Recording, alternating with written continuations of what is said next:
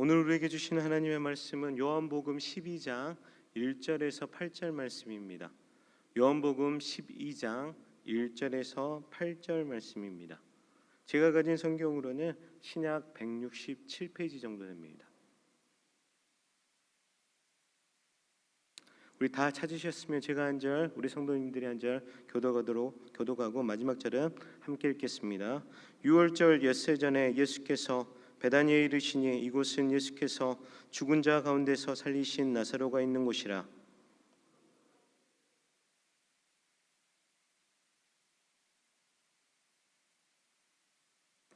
마리아는 지극히 비싼 향유 곧 순전한 나드 한 근을 가져다가 예수의 발에 붓고 자기 머리털로 그의 발을 닦으니 향유 냄새가 집에 가득하더라.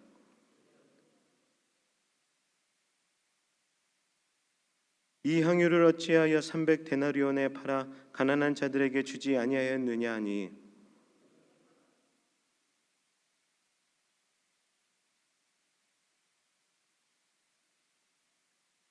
예수께서 이르시되 그를 가만두어 나의 장래할 나를 위하여 그것을 간직하게 하라. 가난한 자들은 항상 너희와 함께 있거니와 나는 항상 있지 아니하리라 하시니라. 아멘. 우리 함께 기도하겠습니다.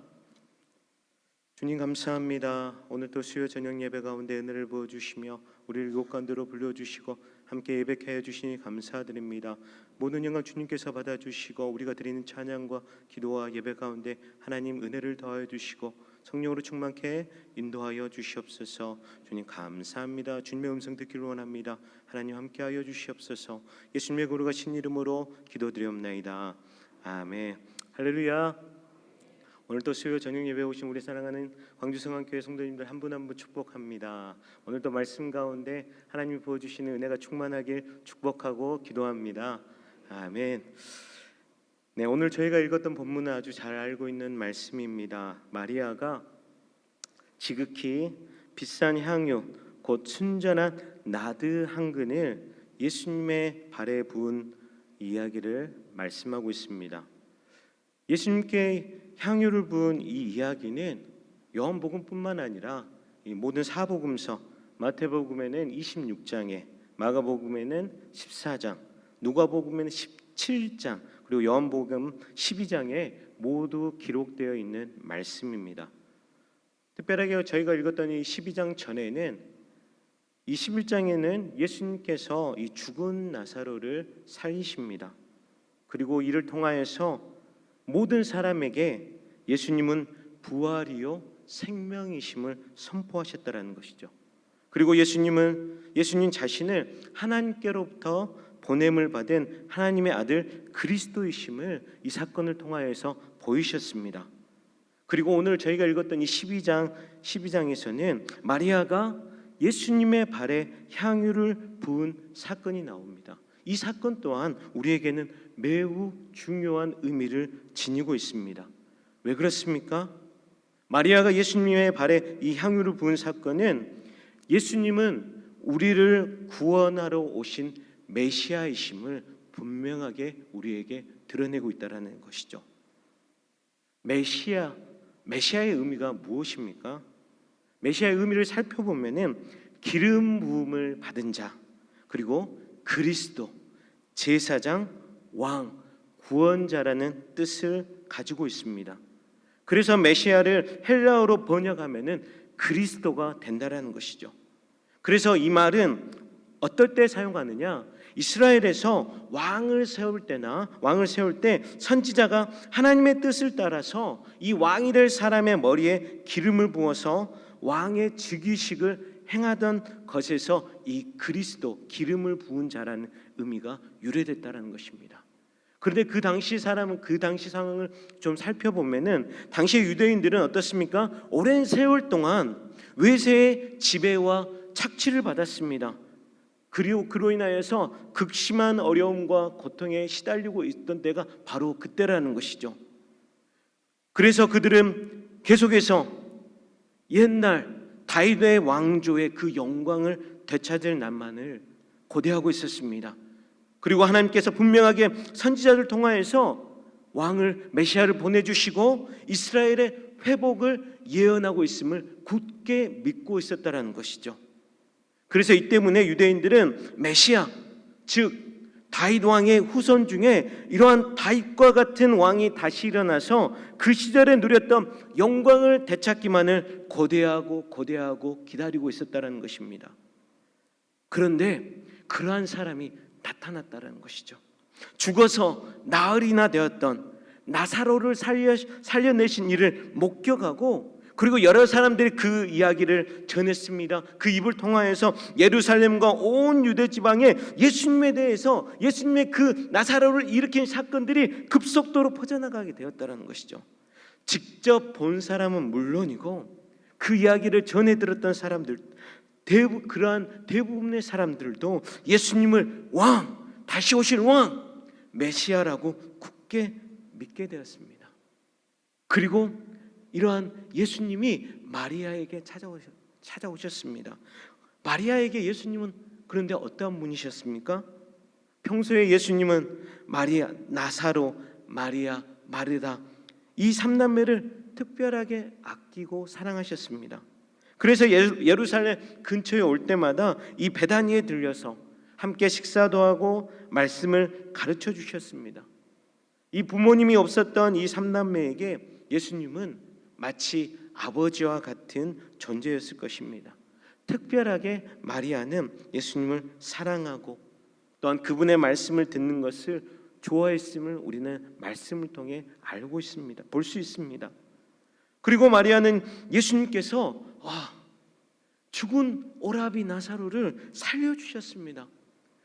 죽은 오라비 나사로를 다시 살려주신 것을 옆에서 분명하게 보았습니다. 이 오라비를 살려주셨는데 얼마나 그 마음 가운데 예수님을 사랑하고 감사한 마음이 넘쳐 흐르겠습니까?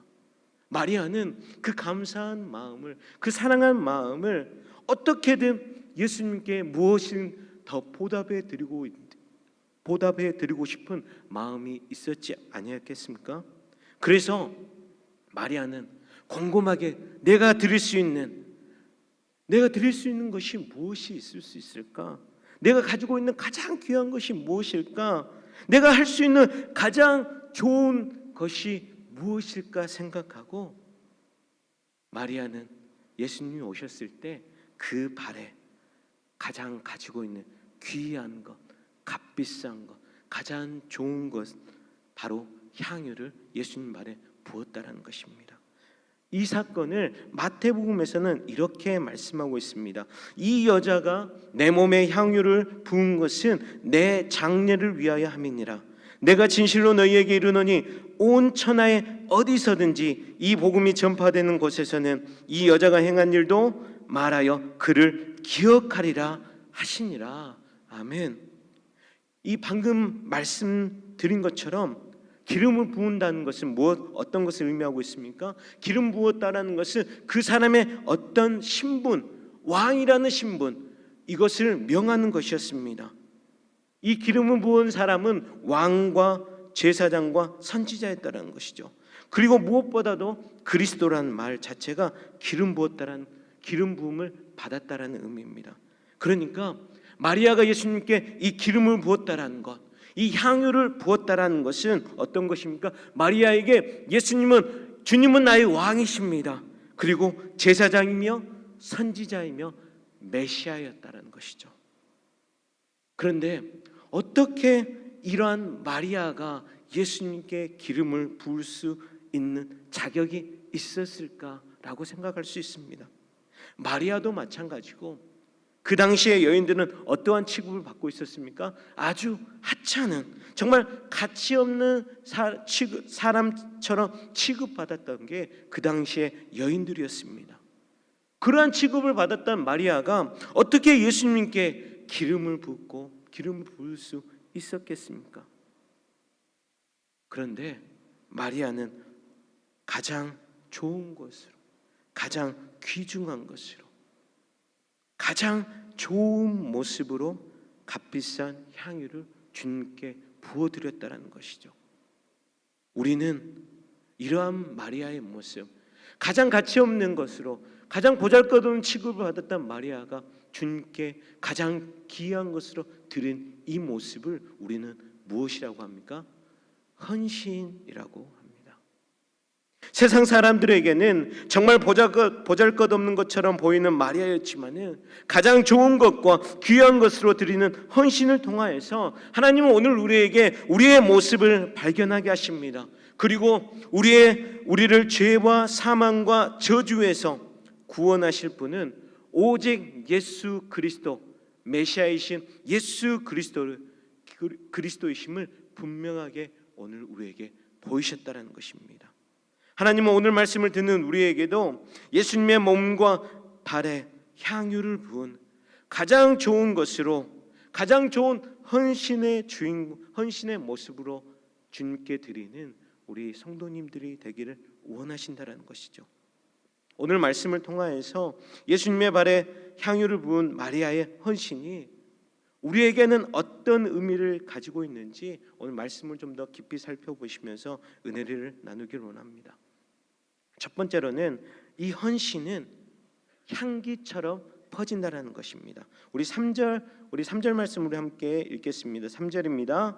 마리아는 지극히 비싼 향유 곧 순전한 나드 한 근을 가져다가 예수의 발에 붓고 자기 머리털로 그의 발을 닦으니 향유 냄새가 집에 가득하더라. 아멘.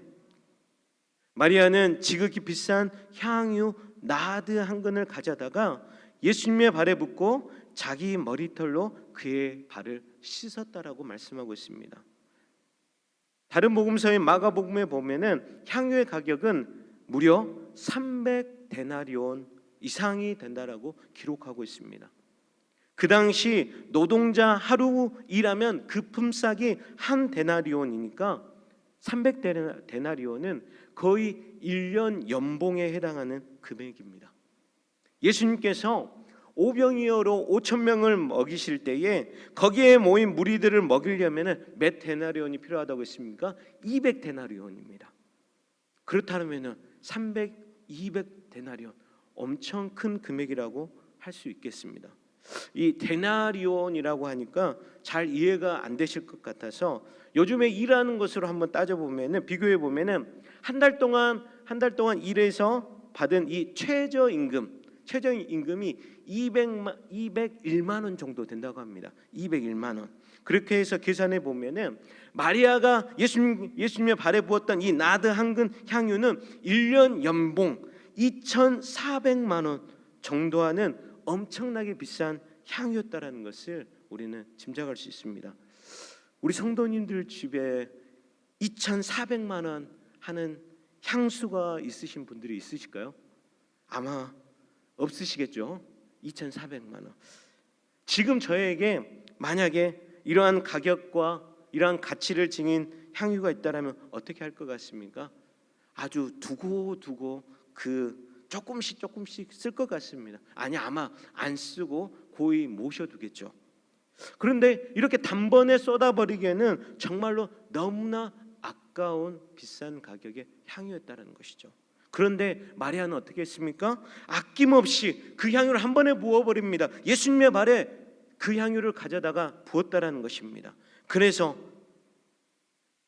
그런데 그 엄청나게 값비싼 향유를 예수님의 발에 부은 것으로만 끝나지 않았습니다. 여자들에게는 영광의, 그 당시 여자들에게, 아니 지금도 마찬가지겠지만은 이 영광의 상징인 이 긴 머리털로 그의 발을 닦았으니 그 냄새가, 향유 냄새가 온 집에 가득했다라는 것입니다. 여기서 좀 더 살펴보면은 발을 씻었다라고 했습니다. 당시에 손님으로 오면은 발을 씻어주는 것이 관습이었다라는 것이죠. 마리아는 그 긴 머리로 예수님의 발을 씻겼다라고 했습니다. 그것은 무엇을 의미하고 있습니까? 네, 주님이 우리 집에 오셨습니다. 예수님에 대한 최고의 존경과 사랑, 그리고 자신을 남추는 겸손과 그리고 가장 좋은 것으로 마음을 다해 드리는 헌신의 모습을 마리아는 예수님께 보여드렸다는 것이죠.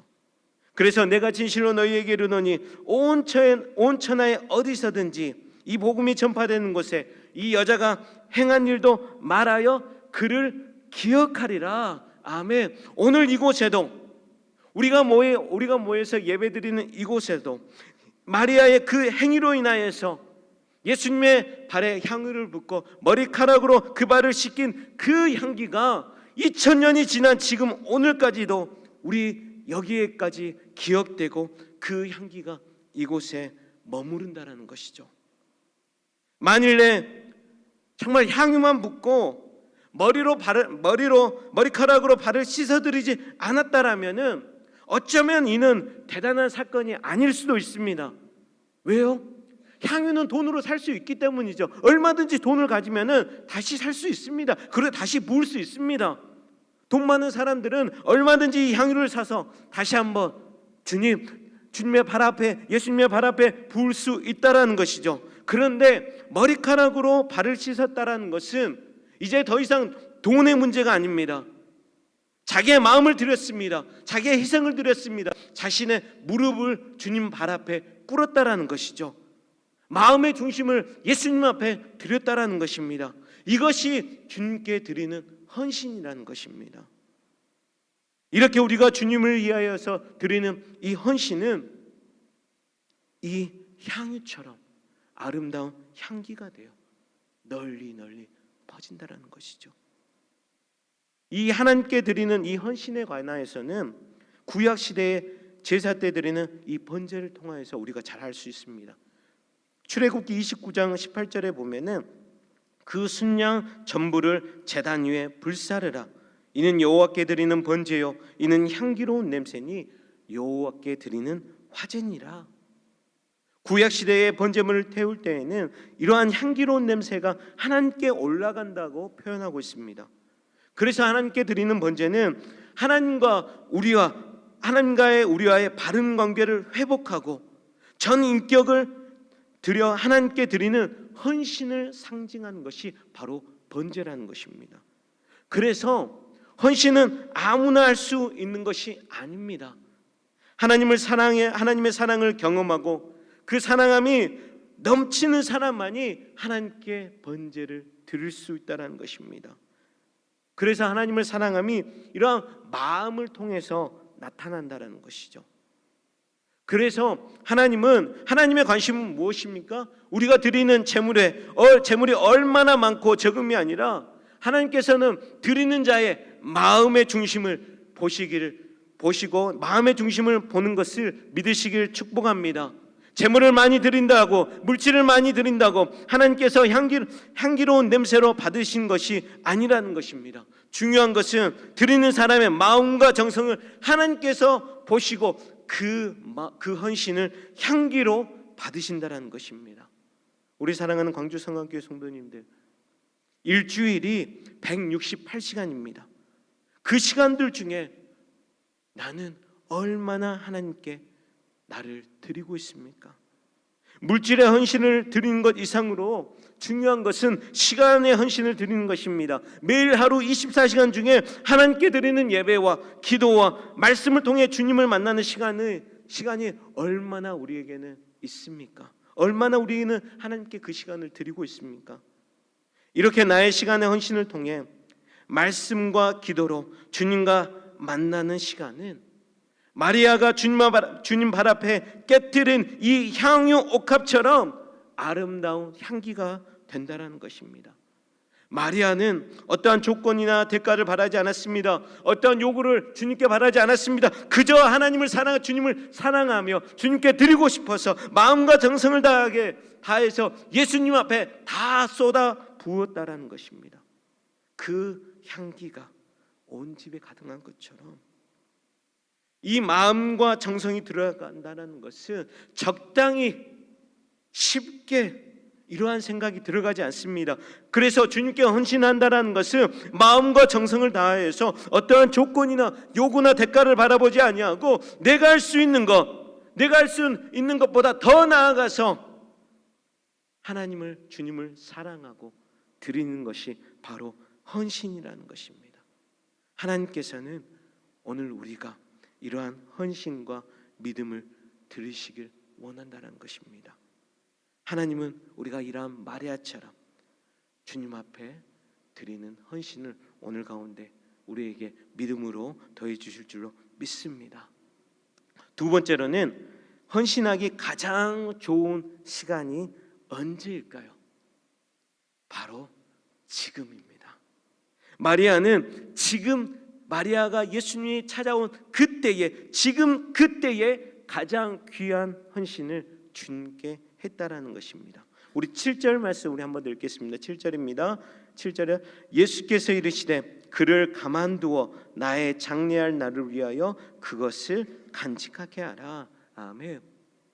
마리아가 했던 그 행동으로 인해서 함께 방 안에 있던 사람들은 발칵 뒤집혔습니다. 나드 향유가 얼마나 귀한 것인지 아는 사람들은 어쩌면 왜 그랬지? 이렇게 엄청난 돈을 낭비했다라고 혹시 생각할 수 있습니다. 한마디씩 했을 수 있습니다. 그 중에 이 300데나리온의 이 향유가 단번에 깨어져 사라지는 것을 누가 싫어했습니까? 가룟 유다가 가장 싫어했습니다. 이 향유를 어찌하여 300데나리온에 팔아 가난한 자들에게 주지 아니하였느냐? 이 말을 제가 다시 한번 가룟 유다의 마음으로 한 번 더 읽어보겠습니다. 아니 이 사람아, 이런 한심한 일을 하다니 정말 믿을 수가 없네요. 저 향유는 좋기 300데나리온의 가치가 있을 텐데 그것을 순식간에 쏟아버리다니, 저 귀한 것을 이렇게 허비하지 않고 팔아서 가난한 사람들에게 나눠준다라면 얼마나 많은 사람들에게 도움이 되겠어요. 가룟 유다는 가난한 사람들을 위해 쓰면 좋겠다라고 하지만 이것은 가난한 사람들을 생각하는 것이 아니었습니다. 가룟 유다는 누구였습니까? 예수님과 함께했던 공동체에서 돈을 관리했는데 그는 도둑이었습니다. 그는 돈 맛을 알고 돈을 사랑하게 됐습니다. 그는 가난한 사람들을 빙자해서 자기 주머니를 채우던 사람이 가룟 유다였습니다. 그러한 가룟 유다에게 이 향유는 예수님께 대한 마리아의 사랑과 헌신으로 보이지 않았습니다. 그저 돈으로만 바라보고 계산했다는 것이죠. 예수님을 돈으로 계산하는 이러한 가룟 유다를 주님은 물리치시고 마리아의 마음을 받으시고 이를 자신의 십자가의 죽음을 위한 헌신으로 보고 이렇게 말씀하십니다. 7절입니다. 예수께서 이르시되 그를 가만두어 나의 장래할 날을 위하여 그것을 간직하게 하라. 주님은 아셨습니다. 일주일 후에는 이 유월절에 주님은 가룟 유다에게 팔려서 종교 지도자들과 로마 군병들과 사람들에 의하여서 고통당하시고 십자가의 죽임을 당하게 됨을 아셨습니다. 그러한 상황들이 너무나 급작스럽게 진행되다 보니까 죽임을 당하신 예수님의 시체는 어떻습니까? 그 다음 날이 안식일이라 해가 지기 전까지 그의 몸의 장례를 마쳐야 했습니다. 그 당시 사람들은 죽은 자의 몸에 향품과 향유를 바르는 관습이 있었습니다. 그런데 문제는 무엇이었습니까? 해가 지면 바로 안식일이 시작되기 때문에 이 일을 서둘러 했다라는 것이죠.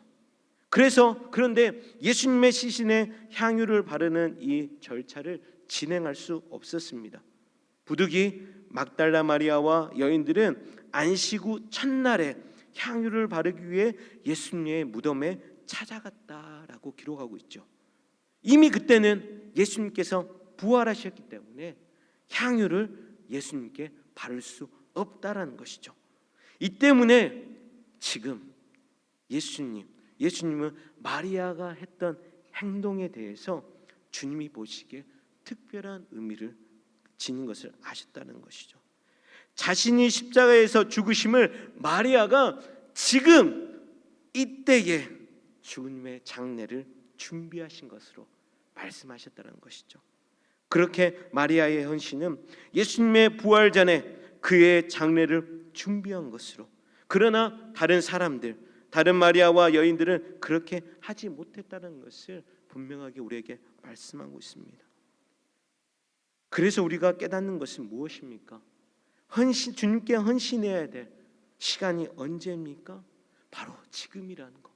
그러한 헌신의 길을 다음으로 미루어서는 안 된다라는 것입니다. 그래서 우리 사랑하는 광주성안교회 성도님들 어떻습니까? 다시 한번 질문을 드립니다. 마리아의 헌신은 주님의 장례를 준비하는 지금 그때의 헌신의 모습으로 주님께 드렸다라는 것입니다. 주님께 헌신하기에 가장 좋은 시간은 언제입니까? 바로 지금이라는 것이죠. 지금 내가 드릴 수 있는 주님을 위한 헌신, 지금 내가 주님의 교회를 위해 드릴 수 있는 헌신이 무엇이 있겠습니까? 그것이 크든 작든 상관없이 주님을 위한 헌신은 결코 낭비가 없다는 것입니다. 교회 안에 작은 휴지 조각 하나 줍는 것도, 교회에 흐트러진 의자에 줄을 맞추는 것도, 교회 안에서 내가 바라보면서 인사를 드리고 함께 손을 잡고 함께 교절을 나눈 것도 주님께 드리는 가장 큰 헌신이라는 것이죠.